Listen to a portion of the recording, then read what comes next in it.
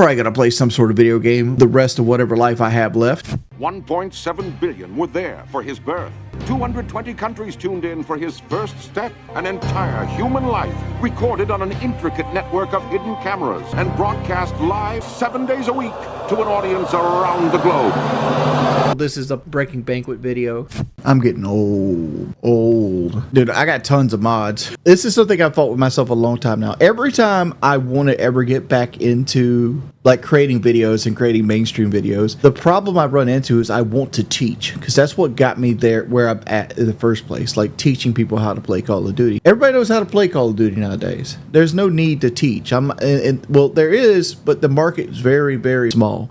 There's like, when I first started doing this, like people making video walkthroughs or video tutorials on how to do things the right way was a new, unique, fresh idea. When I started doing Call of Duty commentary, there might have been like 4 people doing it, right? And I was the guy that did it in HD. So like, it's something I got to get through my head, but like, it's the way I know how to make videos. I only know how to make videos one or two ways, either giving my left-leaning opinion or teaching people how to play Call of Duty things. Because I'm in my head right now, I want to make a shooter video going back over the basics of FPS shooters, because just to keep it fresh in everybody's mind. But will people click on that video? No, they won't. People want to see like, can you beat Resident Evil 4 Remake with just a knife? And then see how they get across the durability system and the knife in Resident Evil 4, when realistically they're just using a mod. But the fact, by the time you learn that, you've already gave them the view, right? It is what it is. T, I got you. Here you go, T. It's not a lot about giving somebody their mod back. It's more along the lines of, hadn't thought about it.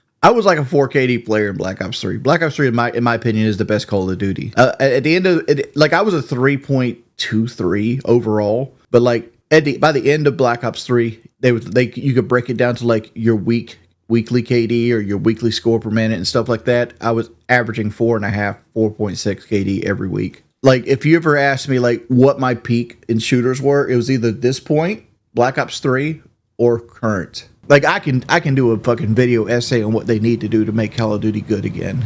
And what it is they need to stop appeasing to the Adderall ADHD kids that are in the Zoomer generation. My take on COD Esports is dead wrong. What's dead wrong about my take on COD Esports? I rely people to constantly revive me. I'm a trash camper. Well, first off, the vast majority of my gameplay is in Red Sec now. And I still hold like a 4KD in Red Sec for the most part.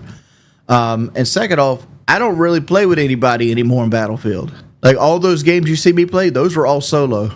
But like I'm using this as an example of gameplay. Like, every time I see somebody with gameplay in like Black Ops 7 and he's sliding everywhere and like doing this shit right here and stimming and sliding back and breaking camera and doing all this shit right here, you know what it makes me want to do? Not play the fucking game. And I'm a person that has actively made a career. I paid my house off playing Call of Duty. I've had to fight with my mother about ownership rights and shit like that, because I took this house over on a verbal agreement. Both our names are on the deed for like who legally owns. It's a 75-25, me being the 25. It's a 75-25, me being the 25. But my name is on the deed. Nobody can sell without my consent, right? I should look at this series and look at it and worship the ground it walks on. It's put me in a situation that a lot of people envy in life.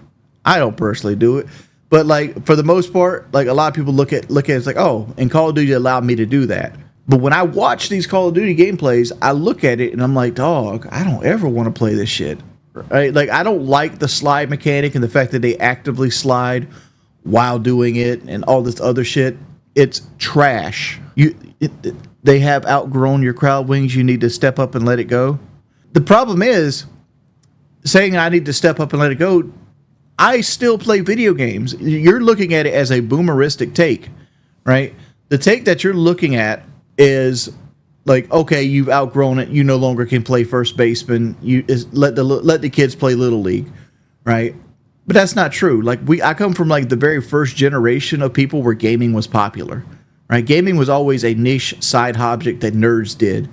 And when Modern Warfare 2-ish came out, gaming got super popular. That 2010s, 2008, that game where gaming started to get really, really popular and mainstream.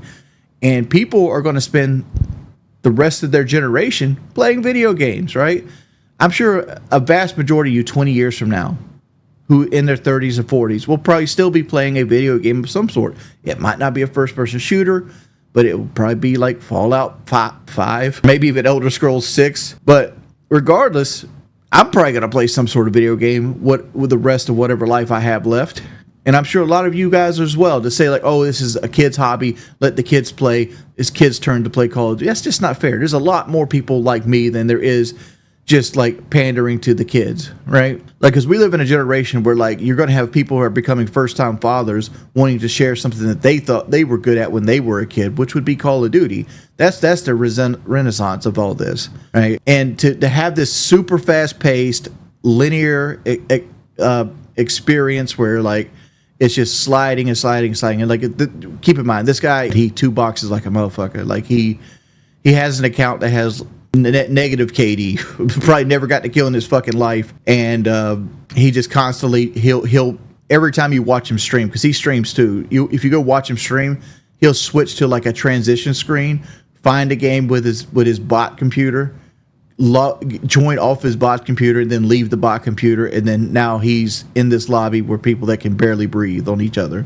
Regardless, like when I see gameplay like this, it just turns me off. Like I can't be the only person. Is there anybody in chat that looks at stuff like this and be like, I don't want to play this? Yeah, granted, it has people that get views on it, because this motherfucker gets more views than I get. There's people out there that have similar gameplay to Hero that are obviously two boxing, that are, you know, sweating their fucking dick off, and like they're playing well, and they're like, you see a lot of people, like especially like the Warzone commentators, like, but a lot of the Warzone guys just fucking cheat.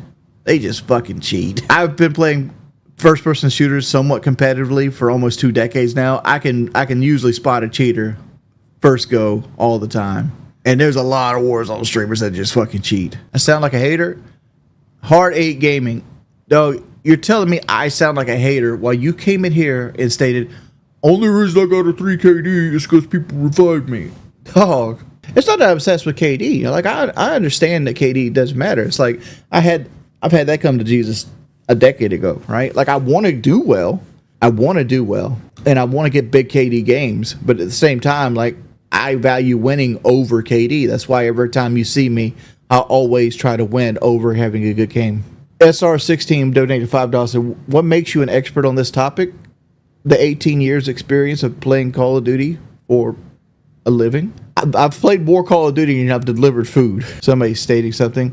Having 3 kills is not as impressive as Call of Duty. Okay. Nobody said it was. I'm not out here trying to impress you. The whole point is like after a certain point, and that point I listed was 2. After 2 KD, it's pointless to go higher, because there's people out there that are going to sit in an attack helicopter and have a 40 KD. There's guys that are going to camp a tank and like hack their internet if they take a death to hold their 12,000 KD, right? And nobody sat around and said like, oh, my KD in Battlefield is good. But to say that I'm a bad Battlefield player, you're smoking crack, right? Because like I play with a guy named King Matumba, right? And he's got like a 6.1 KD legitimately, like on infantry. Does that give him a chance to be twice the amount of chance to win?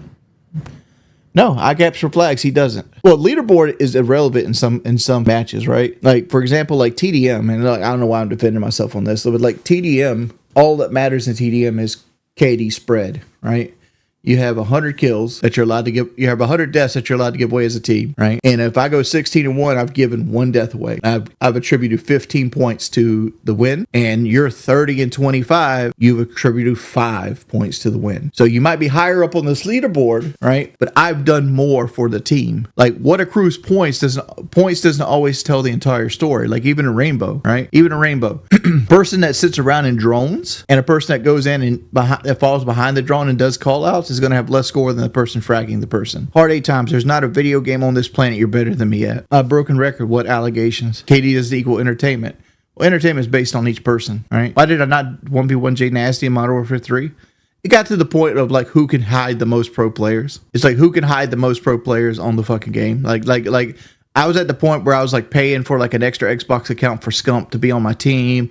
And like, because the idea was like, it was to be my friends list versus your friends list. And you weren't supposed to add anybody. It's supposed to be in lockdown. But like Barca J was adding pro players, I was adding pro players, and it's like, okay, we're not actually playing this match.